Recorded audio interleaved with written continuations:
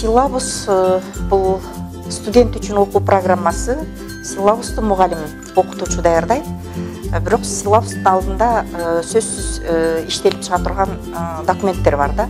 Анын эң негизгиси дисциплина боюнча окуу методикалык комплекс.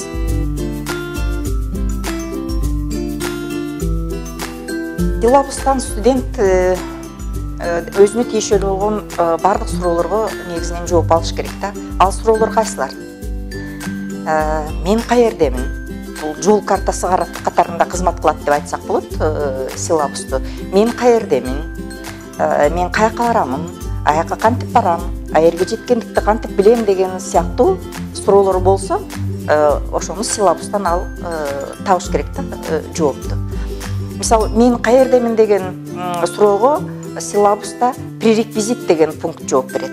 Башкача айтканда, ушул дисциплинаны өздөштүргөнгө чейин студент кандай билим билгичтик компетенцияларга ээ болушу керек деген суроого жооп силабуста жазылган болот.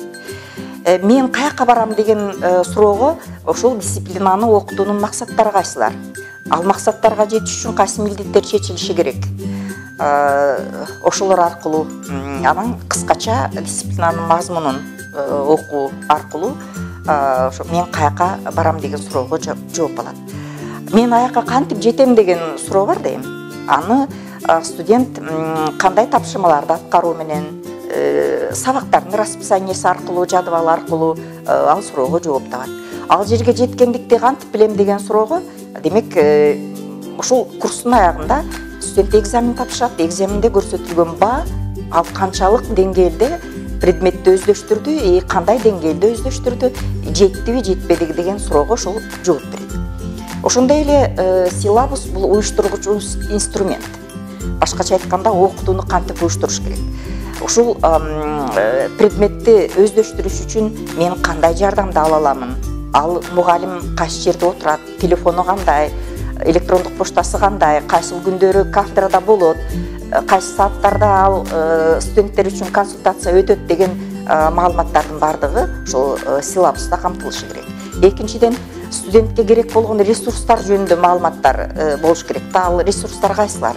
Негизги адабияттар, кошумча адабияттар, интернет ресурстар, андан тышкары дагы башка мугалим өзү көрсөткөн ресурстар болушу мүмкүн. Демек, ушуларга дагы силабустан жооп табылышы керек. Силабусту контракт катары түшүнгөндө, демек, студент менен мугалимдин ортосунда түзүлгөн келишим катарында карашыбыз керек. Башкача айтканда, студент эмне аткарат, студенттин милдеттери кайсылар, окутуучу кандай милдеттерди аткарат.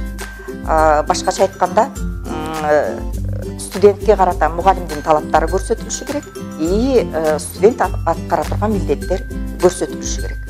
Ушул маалыматтар студенттин колуна предмет боюнча, дисциплина боюнча окутуу башталганга чейин тийиш керек да. Же электрондук формада, анда ар бир студенттин электрондук адресине мугалим жөнөтүшү керек, же кагазга чыгарып колуна карматышы керек. Ошондуктан биз ошмуда ошо ички тартип эрежелеринин ички мындай документациялар карата талаптар бар. Ошондо жазганбыз. 2 кредиттик предмет үчүн ошол силабустун көлөмү 4 беттен ашпасын. Ошондо мугалим жанагы маалыматтардын бардыгын жеткиликтүү, так, кыска формада студентке бериш керек.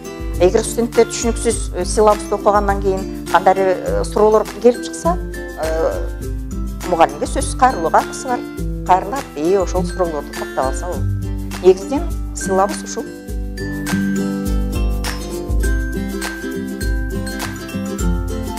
Семестрдин башталышында студенттин колуна тийиши керек. Демек, милдеттүү түрдө окуу методикалык комплекстин бир элементи катары окутуучу иштеп чыгыш керек.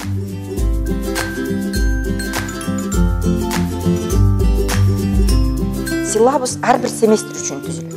Эгер бир предметти семестр 2-3 семестр окутула турган болсо, ар бир семестр үчүн түзүш керек да. Себеби ар бир семестрде күтүлүүчү натыйжа ар башка.